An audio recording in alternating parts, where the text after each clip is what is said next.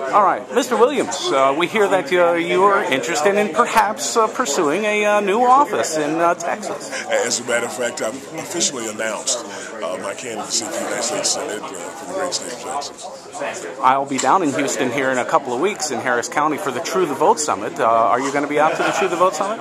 I don't think that's on my schedule, but maybe I ought to be. I think it might be. It's a good grassroots group down there that I think would behoove you to come on down and shake some hands. But so, what would be your biggest issue running for office? As I go around the state, around the country, what I hear people telling me is that they want to elect someone who has a record as a consistent constitutional conservative, who has the courage to stand up to the Washington establishment, even if that includes Washington Republicans, and who has the capacity to rally Americans around the next generation of conservative solutions. If a senator coming in January 2013 has to be serious about the business of cutting spending. I oversee an agency that when I became a railroad commissioner, we had 852 employees. We have the budget for 705 today, and I have less than 660 on the payroll because I took seriously my promise to cut spending. At the same time, I tried to lead by example. Leading by example, the legislature in 2005 gave all of us a pay raise of $32,000. Then 2 years later, gave us another pay raise of $13,000, $45,000 per year, and I've never taken a penny of it because I wanted the people to know that while I was cutting the sides of government, I also wasn't sticking my hand in the cookie jar.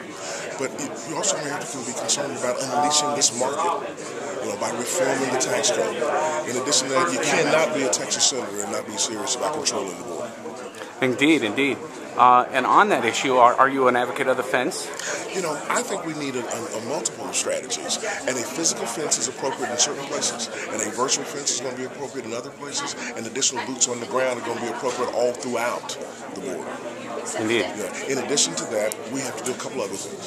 We have to begin and aggressively prosecute employers who are intentionally hiring people they know to be illegals. In addition to that, I think it's extremely important for us to require sanctuary cities to forfeit their federal aid. And we also, I think, quite frankly, we do that by continuing to tell people that America and Texas is a welcoming country, and Texas is a welcoming state. We want the energy of new people into our state and our country. We just simply want people to come to this country consistent with the rule of law. Excellent. And one last question, and on foreign policy, obviously we have a big mess going on with Egypt. A lot of people are assuming that it's a democratic, move on their part, on the people's behalf, and perhaps many of them there do feel that way. But what do you think will really happen there? The reality, I think, is this.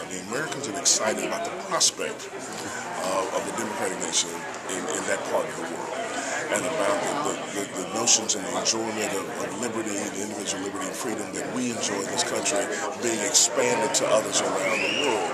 But Americans are also, I think, appropriately and rightfully anxious about the prospect of the future. Because the last thing we would want is for this notion and the opportunity for democracy to be hijacked by entities such as the Muslim Brotherhood or others. And so this is an extremely important opportunity in the world today. It is my hope that the military is able to stabilize matters until there can be an orderly transition and that democracy will indeed prevail. That's my hope. And how do you think this will affect Israel?